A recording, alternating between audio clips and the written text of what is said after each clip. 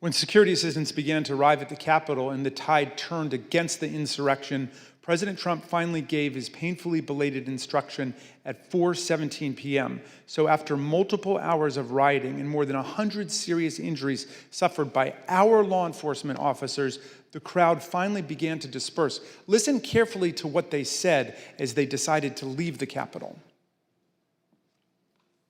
Here delivering the president's message. Donald Trump has asked everybody to go home. That's order.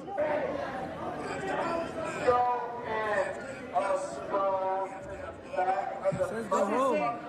He says go home. Yeah, he said to go home. Finally, at 6:01, President Trump tweeted again, not to condemn the mass violence in any way, but rather to excuse and glorify it. Significantly, he made it clear that he considered the violence perfectly foreseeable and predictable. Check it out.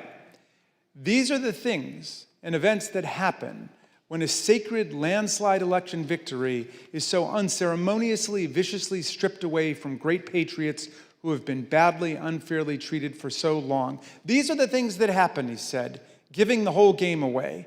Trump was telling us that the vice president, the Congress, and all the injured and wounded cops, some of whom are with us today, got what was coming to us. According to Trump, January 6th should not be a day that lives in shame and infamy in our history, but rather in glory. Remember this day forever, he wrote proudly, as if he were talking about D-Day or the Battle of Yorktown. Trump did nothing to stop the deadly violence for obvious reasons. He thought it was all justified, he incited it, and he supported it.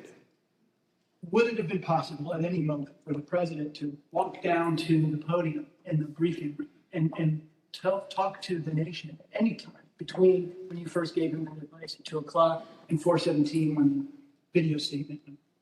Would that have been possible? Would it have been possible? Yes. Yes, would have been possible.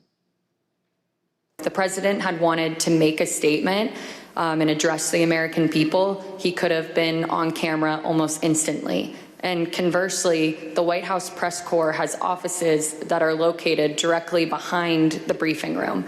And so if he had wanted to make an address from the Oval Office, we could have assembled the White House press corps probably in a matter of minutes to get them into the Oval for him to do an on-camera address. Mr. Chairman, nothing in law or fact could justify the president's failure to act. And I assume you also would agree the president has a particular obligation to take care that the laws be faithfully executed. That is one of the president's obligations, correct. Mr. Chairman, in numerous places, our Constitution strongly opposes insurrection and rebellion. Article 1 gives Congress the power to call forth the militia to suppress insurrections. Section 3 of the 14th Amendment disqualified from holding federal and state office anyone who has sworn an oath to defend the Constitution but betrays it by engaging in insurrection or rebellion. It was President Lincoln at the start of the Civil War in 1861 who best explained why democracy rejects insurrection. Insurrection, he said, is a war upon the first principle of popular government, the rights of the people. American democracy belongs to all the American people, not to a single man. Thank you, Mr. Chairman. I yield back. The gentleman yields back. During this committee